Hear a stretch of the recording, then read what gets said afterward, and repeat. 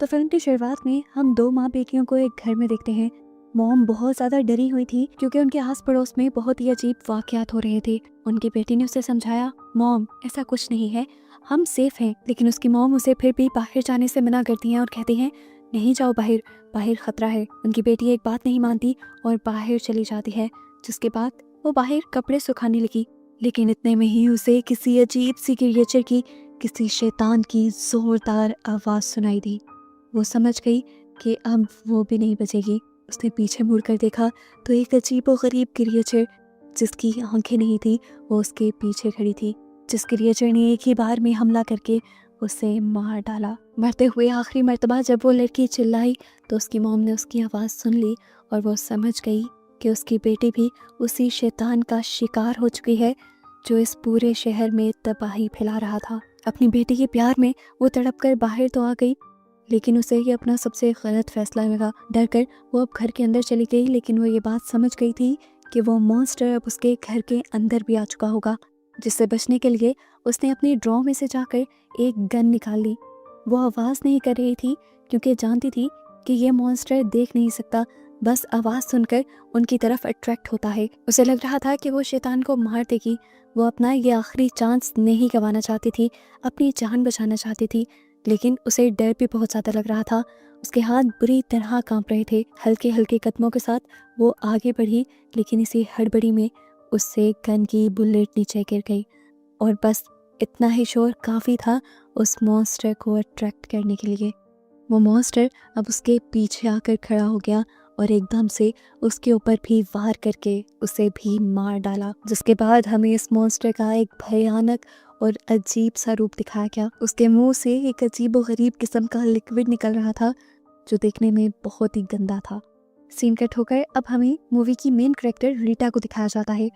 रीटा की मॉम उसी शहर में रहती हैं जिस शहर से इस मूवी का स्टार्ट हुआ है और जिस शहर में वो मॉन्स्टर है। रीटा की मॉम ने रीटा को इस शहर में होने वाली किसी चीज़ के बारे में नहीं बताया था, लेकिन रीटा इस चीज़ के बारे में परेशान थी कि उसके डैड पिछले 3 दिन से घर नहीं आए थे। तब उसकी मॉम ने बहाना बनाते हुए कहा वो अक्सर घर नहीं आते, आ जाएंगे। लेकिन रीटा की परेशानी कम नहीं होती और वो फैसला कर लेती है कि कल को ही वो अपनी फैमिली को लेकर यहाँ इस शहर में आएगी। उसकी मॉम ने उसे बहुत मना करना चाहा कि यहाँ मत आना, यहाँ खतरा है, लेकिन रीटा ने उसकी एक बात नहीं मानी। खैर सुबह होती है और दिखाया जाता है कि एलन और रीटा अपनी मॉम के घर जाने के लिए तैयार हो रहे थे। इतनी ही देर में बेन भी तैयार हो गया। उन्होंने पूछा चार्ली कहाँ रह गई। वो अपनी बेटी के बारे में पूछ रहे थे। तब बेन ने बताया वो आज भी टाइलर से लड़ रही है। टाइलर असल में उसका दोस्त था। वो अपने डैड से पूछता है अगर इनके दरमियान में बिल्कुल नहीं बनती तो ये एक दूसरे को छोड़ क्यों नहीं देते। तो उसकी मॉम ने समझाया रिलेशंस में ऐसा ही होता है, रिलेशंस को टाइम देना पड़ता है, फिर सब ठीक हो जाता है। इतनी देर में टाइलर और चार्ली भी बाहर आ जाते हैं।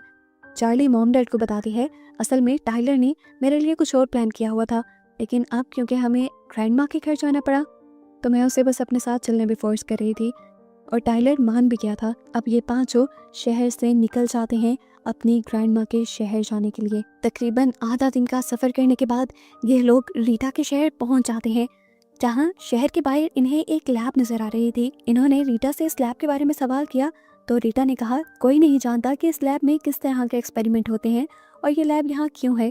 बस सालों से ये लैब है यहाँ पे, मेरे बचपन से शायद। लैब के बाहर लिखा था खतरा, यहाँ पर कुछ खतरनाक टेस्ट चल रहे हैं। खैर ये लोग अब गाड़ी में बैठकर इस लैब से अपने घर तक का सफर भी पूरा कर लेते हैं। रीटा सालों बाद अपनी मॉम से मिलने के लिए बहुत ज्यादा एक्साइटेड थी, लेकिन जैसे ही वो घर गई तो अजीब बात कि उसके घर के दरवाजे खुले हुए थे और अंदर ना तो उसकी मॉम थी और ना ही डैड।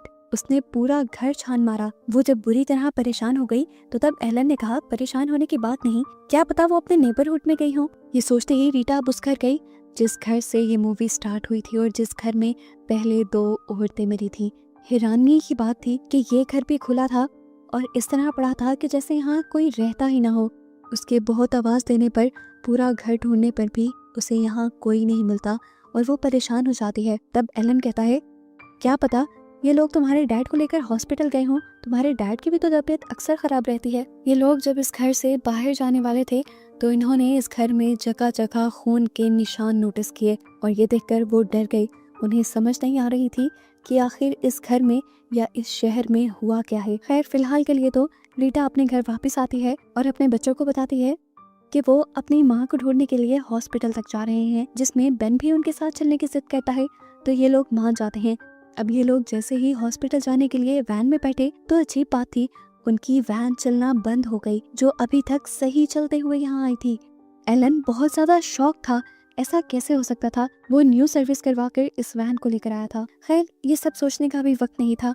वो लोग गाड़ी से निकल जाते हैं और टाइलर और चार्ली को इस गाड़ी को चेक करने का काम देकर खुद हॉस्पिटल के लिए पैदल ही निकल जाते हैं। ये लोग जब पैदल शहर में जा रहे थे तो इन्हें बहुत अजीब फील हुआ। दूर दूर तक इन्हें कोई इंसान नहीं मिला। सारे होटल्स, घर, दुकानें सब ऐसे खुला हुआ था जैसे इनमें कोई रहता ही ना हो, किसी को इन जगहों की परवाह ही ना हो। रीटा भी बुरी तरह परेशान थी। इस शहर में क्या चल रहा था उसकी मॉम ने भी कभी उसे नहीं बताया था। उसे तो खुद इस शहर में आए काफी साल हो गए थे। क्या सब लोगों ने ये शहर ही छोड़ दिया था? इस टाइम ये एक रेस्टोरेंट को चेक कर रहे थे जहाँ शीशे पे इन्हें ताज़ा खून का हाथ का निशान दिखाई देता है। ये लोग डर जाते हैं और उस दरवाजे को खोलते हुए अंदर जाते हैं। ये किचन था जहाँ पर एक इंसान बुरी हालत में था। इन्होंने देखा कि वो खून से लथपथ था और बिल्कुल मरने के करीब था। मरने से पहले उसने एलन को समझाया, चले जाओ यहाँ से, यहाँ मत रहना, यहाँ रहे तो मारे जाओगे, वो आ जाएगा और तुम्हें मार देगा। ये सब बातें कहने के बाद वो आदमी यहाँ मर जाता है। एलन को समझ आ गई थी कि शहर में कोई एंटिटी, कोई अजीब चीज आ गई है जो सभी लोगों को मारकर खा रही थी और अब इनकी जानों को भी खतरा था। इन सारी बातों से अनजान बाहर टाइलर और चार्ली अभी भी कार को चेक कर रहे थे। टाइलर हैरान था कि ये कार कैसे बंद हो सकती है क्योंकि इसकी हर चीज बिल्कुल ठीक है। चार्ली यहाँ खड़ी खड़ी काफी बोर हो चुकी थी। उसने टाइलर से कहा, तुम इस वैन को देखो, मैं जरा अपने फॉर्म से होकर आती हूँ। ये कहकर वो वहाँ से चली गई। आज यहाँ पर चलते हुए उसे भी अजीब फील हो रहा था। कोई इंसान उसे नहीं दिखा और फॉर्म भी बिल्कुल खाली था। वो बेदहानी में अंदर जा रही थी और अचानक उससे एक बोतल गिर गई। वो ये नहीं जानती थी उससे जो अनजाने में हुआ है वो उसकी मौत भी बन सकता है। बोतल गिरने की आवाज़ वो मॉन्स्टर सुन चुका था। उस मॉन्स्टर का भयानक मुंह दिखाया गया जो अब यहाँ इस फॉर्म में आ गया है और अब एकदम से वो मॉन्स्टर चार्ली के सामने भी आ गया। उसे देखकर चार्ली हैरान परेशान रह गई। वो शदीद डर गई थी। तेजी से भागते हुए वो दूसरे कमरे के अंदर गई तो वहां जाकर उसके होश ही उड़ गए। उसने देखा कि उसकी ग्रैंड माँ को इसी मॉन्स्टर ने एक कोकोन में बांधकर लटकाया हुआ था, जैसे इस मॉन्स्टर ने उनको बाद में खाने के लिए रखा हो। चार्ली को देखकर उसकी ग्रैंड माँ उसे कहती है, तुम भागो, आवाज़ मत करना, वो आवाज़ से तुम्हारी तरफ अट्रैक्ट होता है, वो देख नहीं सकता, तुम जान बचाकर भाग जाओ बस। इससे पहले कि चार्ली यहाँ से भाग पाती, पीछे से वो मॉन्स्टर आकर चार्ली के ऊपर हमला कर देता है। इससे पहले कि ये मॉन्स्टर उसे और मार पाता, वो इस मॉन्स्टर को हाथ से दूर करते हुए यहाँ से भाग गई। भागते भागते वो टाइलर के पास गई जो उसे जख्मी देखकर बुरी तरह परेशान हो गया, लेकिन अभी कुछ एक्सप्लेन करने का टाइम नहीं था। उसने टाइलर का हाथ पकड़ा और उसे लेकर ट्रक की तरफ भाग गई। इससे पहले कि ये लोग ट्रक के अंदर बैठ जाते, ट्रक खुलने की आवाज़ सुनकर एकदम से वो मॉन्स्टर इनके पीछे आकर टाइलर के ऊपर हमला करके उसे मार देता है। चार्ली ट्रक के अंदर थी। वो देख पा रही थी कि किस तरह वो मॉन्स्टर टाइलर के ऊपर हमला करके उसे नोच नोच कर खा रहा था। ये सब देखना उससे बर्दाश्त नहीं हुआ। उसने ट्रक का दरवाज़ा बंद कर दिया और एकदम से मॉन्स्टर ने ट्रक के ऊपर हमला किया। वो जानता था कि चार्ली ट्रक के अंदर है, लेकिन ट्रक को खोलना कैसे था उससे नहीं पता था। चार्ली जब तक अंदर थी तब तक सेफ थी। चार्ली को हासिल करने के लिए ये मॉन्स्टर ट्रक को तोड़ने की कोशिश करता है, लेकिन तोड़ नहीं पाता और फिर दोबारा से टाइलर को खाने लगा। पहले उसने टाइलर को उठाकर ट्रक के ऊपर फेंका, जिससे टाइलर का खून वाला हाथ सारा विंडो पे लग गया और अंदर बैठी चार्ली और भी ज़्यादा घबरा गई। इतने में ही हम देखते हैं कि एलन, बेन और रीटा भी चार्ली को बचाने के लिए यहाँ पर पहुँच चुके थे, लेकिन वो नहीं जानते थे कि चार्ली तो पहले ही उस मॉन्स्टर का शिकार बन चुकी है। ये लोग उस ट्रक पर मॉन्स्टर के हाथों के निशान भी देख लेते हैं। ये जानते थे कि अब इन्हें आहिस्ता आहिस्ता आगे बढ़ना होगा, नहीं तो मॉन्स्टर इन्हें भी अपना शिकार बना लेगा। थोड़े ही कदम इन्होंने आगे बढ़ाए तो ये लोग शॉक रह गए ये देखकर कि वो मॉन्स्टर टाइलर को चीर फाड़ कर खा रहा था। इन्हें किसी भी तरह अब चार्ली को बचाना था जो ट्रक के अंदर थी, लेकिन ये जानते थे कि अगर ट्रक इन्होंने खोला तो एकदम से मॉन्स्टर इनकी तरफ अट्रैक्ट हो जाएगा। मौके के हिसाब से ठीक यही था कि ये लोग चार्ली को ट्रक में ही छोड़ते और खुद जाकर घर के अंदर छुप जाते। और ये लोग ऐसा ही करते हैं। आहिस्ता से घर के अंदर जाकर एलन दरवाज़ा बंद कर लेता है और रीटा को समझाता है, देखो वो हमें देख नहीं सकता, हम खामोश रहेंगे, सुबह होने का इंतज़ार करेंगे, चार्ली को बचाएंगे और यहाँ से निकल जाएंगे। इसके अलावा हमारा कोई मोटिव नहीं है। अंदर बैठी चार्ली भी विंडो से अपनी फैमिली को देख रही थी। काफ़ी देर के इंतज़ार के बाद एलन आहिस्ता से दरवाज़ा खोलकर बाहर निकला चार्ली को बचाने के लिए। इन्हें लग रहा था कि मॉन्स्टर यहाँ से चला गया, इसीलिए आराम से एलन ने ट्रक का दरवाज़ा खोल दिया, लेकिन आवाज़ करते ही वो मॉन्स्टर इनके पास आ गया। अब चार्ली के साथ साथ एलन की भी जान खतरे में पड़ चुकी थी। वो जानता था कि 2 बंदे एक साथ नहीं बच पाएंगे, इसीलिए एलन ने अपना सेक्रीफाइस देने का फैसला किया और अपनी बेटी से कहा कि जब मैं शोर करूंगा तो तुम यहाँ से भाग जाना। अपने प्लान के मुताबिक एलन यहाँ पर जोर से चिल्ला देता है, जिससे मॉन्स्टर आकर उसके ऊपर हमला कर देता है और चार्ली वहाँ से घर की तरफ भाग जाती है। अंदर जाते ही रीटा जल्दी से अपनी बेटी को ले जाकर एक बेड पे लिटाती है। उसकी बेटी बुरी तरह जख्मी थी और बाहर एलन का क्या हाल था ये लोग नहीं जानते थे। वो जिंदा भी था या मर गया, ये लोग तो चेक भी नहीं करके आ सकते थे। बेन बहुत ज़्यादा घबराया हुआ था। उसने अपनी मॉम से पूछा, मॉम आखिर ये सब हो क्या रहा है? तो उसकी मॉम ने बताया, शायद ये बाहर लैब के बने हुए लोगों का काम है। वो किसी ताकतवर चीज़ या हथियार को बनाने की कोशिश कर रहे थे। उनका एक्सपेरिमेंट फ्लॉप होने की वजह से ज़रूर ये मॉन्स्टर बन गया होगा और कभी मौके का फ़ायदा उठाकर उन सारे लैब वालों को ओवरपावर करके वो मॉन्स्टर भी आज़ाद हो गया। यहाँ चार्ली की हालत बुरी थी। बेहोश होने से पहले वो अपनी मॉम यानी रीटा को बता देती हैं कि ग्रैंड माँ को पीछे शेड में इस मॉन्स्टर ने कोकोन में लटकाया हुआ है और वो अभी भी जिंदा है। ये सुनकर रीटा का दिमाग खराब हो गया। उसके दिमाग में एक नई सोच आ गई। एलन के प्लान पे वर्क करना वो भूल गई। वो भूल गई कि इन्हें सुबह होते ही खामोशी से यहाँ निकलना था, बल्कि अब उसके दिमाग में एक नया प्लान बनने लगा कि उसे अपनी मॉम को बचाना है। वो बेन से कहती है कि तुम चार्ली के पास रहना, मैं अपनी मॉम को बचा कर लाऊंगी।